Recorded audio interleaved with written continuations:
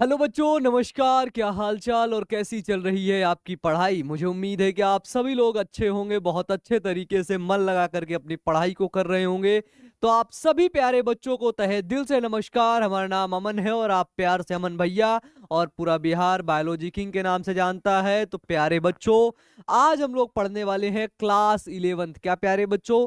Class 11th कक्षा 11वीं का चैप्टर नंबर 4, जिसका नाम है जंतु जगत यानी कि एनिमल किंगडम के बारे में पढ़ने वाले हैं। कि कौन सा चैप्टर है ये प्यारे बच्चों? है आपका क्या? ये है आपका चैप्टर 4। ये है क्या? चैप्टर 4, जिसको क्या बोलते हैं?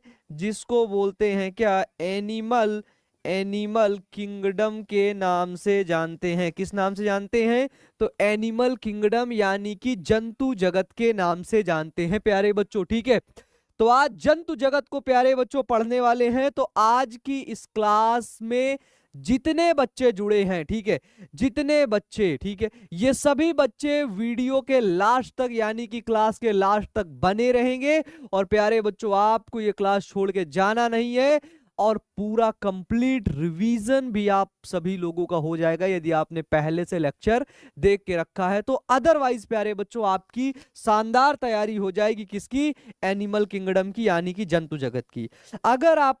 अगर आपने क्लास 11th बायोलॉजी का चैप्टर 1 वाला वीडियो नहीं देखा है तो आप सभी लोग यूट्यूब पर जाके सर्च करेंगे class 11th biology chapter 1 Bihar board by Aman भैया, इतना लिख देंगे तो चैप्टर 1 के वीडियो, चैप्टर 2 के वीडियो, चैप्टर 3 के वीडियो और ये चैप्टर 4 है, सभी चैप्टर के वीडियो आपको, है ना, चैप्टर 1 से लेके चैप्टर 4 तक का वन शॉट वीडियो प्यारे बच्चों आपको सभी चैप्टर का मिल जाएगा प्यारे बच्चों। कंप्लीट तैयारी आप फ्री ऑफ कॉस्ट भी कर सकते हो। तो नमस्कार प्यारे बच्चों, तो चलिए शुरू किया जाए। हाँ हाँ भैया बताओ, बोलिए भैया बोलिए, क्या शुरू किया जाए? एक बार आप चैट बॉक्स में, कमेंट बॉक्स में ढेर सारा पावर ऑफ अमन भैया जल्दी से लिख देंगे, देन उसके बाद क्लास को हम लोग शुरू करेंगे। ठीक है, चलिए। प्राणी जगत के अंदर हम सभी को पता है कि जो एनिमल्स होते हैं, क्या? एनिमल, ठीक है, एनिमल्स। देखो, प्राणी जगत को हम लोग जंतु जगत के नाम से भी जानते हैं। ठीक है, तो कहीं पर अगर जंतु जगत लिखा हो, क्या लिखा हो? जंतु जगत लिखा हो तो आपको कंफ्यूज नहीं होना है प्यारे बच्चों। बात इसी की हो रही है। किसकी बात? इसी की हो रही है। ये सभी कैसे होते हैं? ये सभी ऑटोट्रॉपिक नहीं होते हैं। ऑटोट्रॉपिक मतलब स्वयं खाना बना लेते हैं, नहीं कर पाते हैं ये क्रिया, ये स्वयं खाना नहीं बना पाते। ये कैसे होते हैं? ये आपके मल्टी सेलुलर होते हैं। कैसे? है ना, मल्टी सेलुलर बोले तो बहुकोशिकीय होते हैं। कैसे होते? बहुत ढेर सारी प्यारे बच्चों कोशिका पाई जाती है। ध्यान से सुनना, जितने भी फाइलम हैं, क्या है? जितने भी फाइलम आते हैं जंतु जगत, देखो, क्योंकि एनिमल क्या है? एनिमल किंगडम है, इसके अंदर जितने भी फाइलम आते हैं, फाइलम बोले तो जितने भी संघ आते हैं, वो सभी संघ को आज मैं आपको पढ़ाने वाला हूं, वो सभी संघ के बारे में आपको बताने वाला हूं। ठीक है, तो सबसे पहले देखते हैं कि अभी तक 1 मिलियन से ज्यादा प्राणी की जातियों का वर्णन हो चुका है। क्या हो चुका है?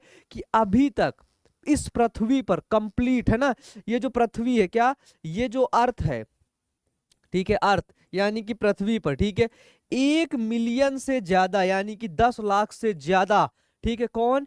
एनिमल्स का वर्णन हो चुका है। मतलब जिनका हम नॉमेनक्लेचर कर दिए हो। क्या कर दिए हो?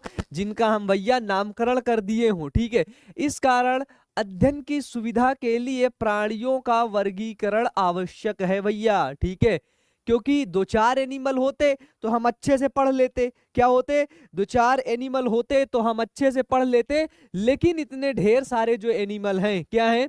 लेकिन इतने ढेर सारे जो एनिमल हैं, इनका अध्ययन के लिए, इनको स्टडी के लिए प्यारे बच्चों क्या किया गया? क्लासिफिकेशन यानी कि प्यारे बच्चों वर्गीकरण किया गया। क्या किया गया? वर्गीकरण किया गया। क्योंकि देखो, अगर वर्गीकरण नहीं करोगे, क्या करोगे, अगर आप क्लासिफिकेशन नहीं करोगे तो आप इनका अध्ययन नहीं कर पाओगे। बताओ भाई, बिल्कुल सिंपल सी बात है।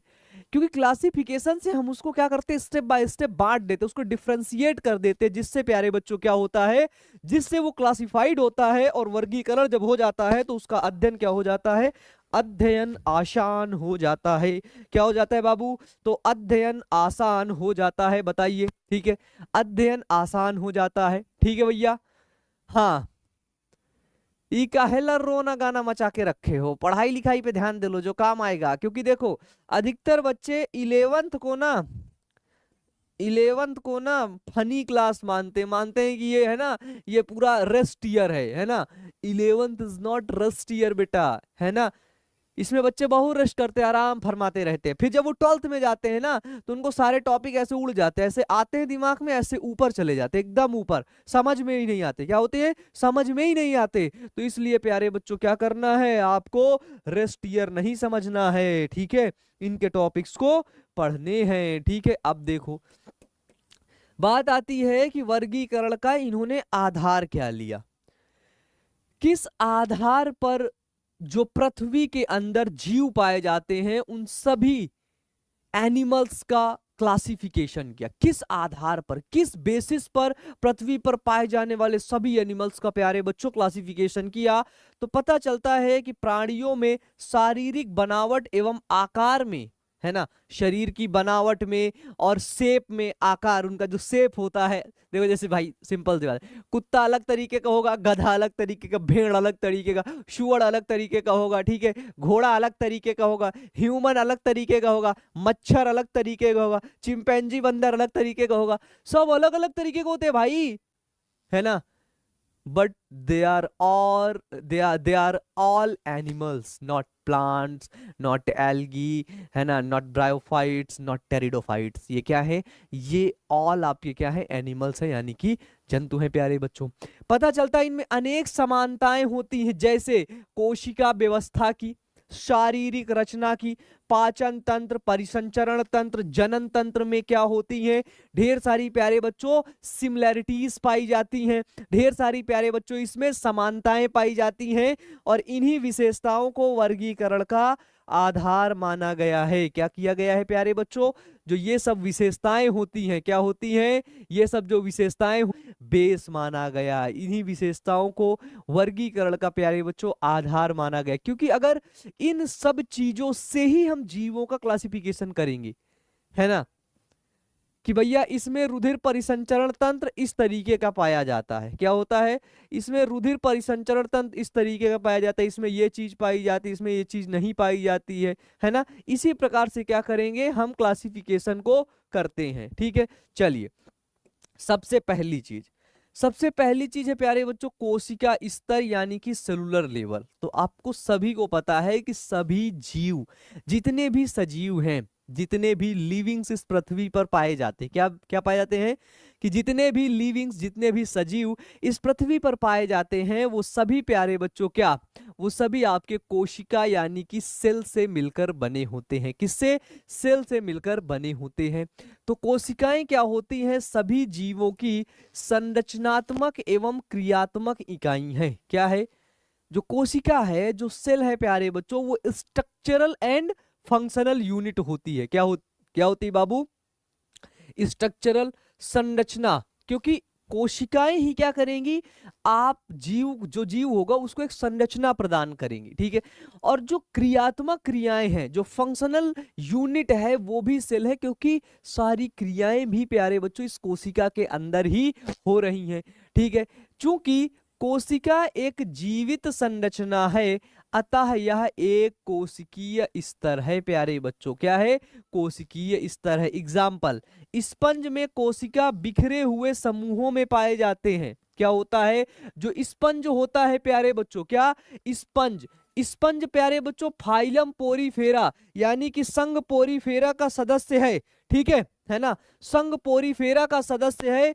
और स्पंज में जो कोशिकाएं होती हैं, क्या होती हैं, जो कोशिका होती हैं वो बिखरे हुए समूहों में पाई जाती हैं। क्या होती हैं, स्कैटर्ड होती हैं, बिखरे हुए समूहों में वो सभी कोशिकाएं प्यारे बच्चों पाई जाती हैं। ठीक है, तो इस प्रकार से हम देखते हैं क्या, कि कोशिका स्तर का सेलुलर लेवल का बॉडी ऑर्गेनाइजेशन हमको देखने को मिला। इस हिसाब से हम क्लासिफिकेशन की नींव रखते हैं। क्या करते हैं, इस स्थान पर हम क्लासिफिकेशन की नींव रखते हैं। ठीक है, बताओ, है ना, बताइए, क्लियर है। अब देखो, अब पता चलता है क्या भाई, कोशिकाएं आगे जाकर के ऊतक का निर्माण करेंगी, क्योंकि आपको ये पता है क्या, कि कोशिका जो होती है, कोशिकाओं का ग्रुप जो समान कार्य करता है वो आपका ऊतक यानी कि टिश्यू कहलाता है। ठीक है, और ऊतक आगे जाकर के प्यारे बच्चों ढेर सारे ऊतक आपस में मिलके समान कार्य करेंगे, ऑर्गन बनेगा। ठीक है, और ऑर्गन प्यारे बच्चों क्या बनाता है, यह प्यारे बच्चों आपका अंग तंत्र बनाएगा, यानी कि ऑर्गन सिस्टम बनाएगा, और उसी के द्वारा एक प्यारे बच्चों एक बॉडी यानी कि शरीर का निर्माण करेगा। किसका निर्माण करेगा, एक बॉडी यानी कि शरीर का निर्माण करता है। ठीक है, तो भाई पहले सेलुलर लेवल बॉडी ऑर्गेनाइजेशन देखो, सेलुलर लेवल बॉडी ऑर्गेनाइजेशन। ठीक है, एक चीज समझना मेरी बात, क्या समझना, एक चीज समझना मेरी बात प्यारे बच्चों, क्या है कि जो कोशिका स्तर का शारीरिक संगठन होता है, कुछ जीव ऐसे होते हैं जो इतने सिंपल होते हैं, इतने साधारण होते हैं कि उनमें जो कोशिकाएं होती हैं, जो सेल्स होती हैं ना, केवल और केवल वो कोशिकाओं से ही बने होते हैं। क्या होते हैं, तो केवल और केवल वो कोशिकाओं से बने होते हैं, यानी कि वो केवल प्यारे बच्चों सेल से मिलकर यानी कि कोशिका से मिलकर ही बने होते हैं। वो प्यारे बच्चों आपका क्या कहलाता है, वो कहलाता है क्या, कोशिका स्तर का बॉडी ऑर्गेनाइजेशन। कुछ जीव प्यारे बच्चों टिश्यू से बने होते हैं। ठीक है, तो टिश्यू लेवल बॉडी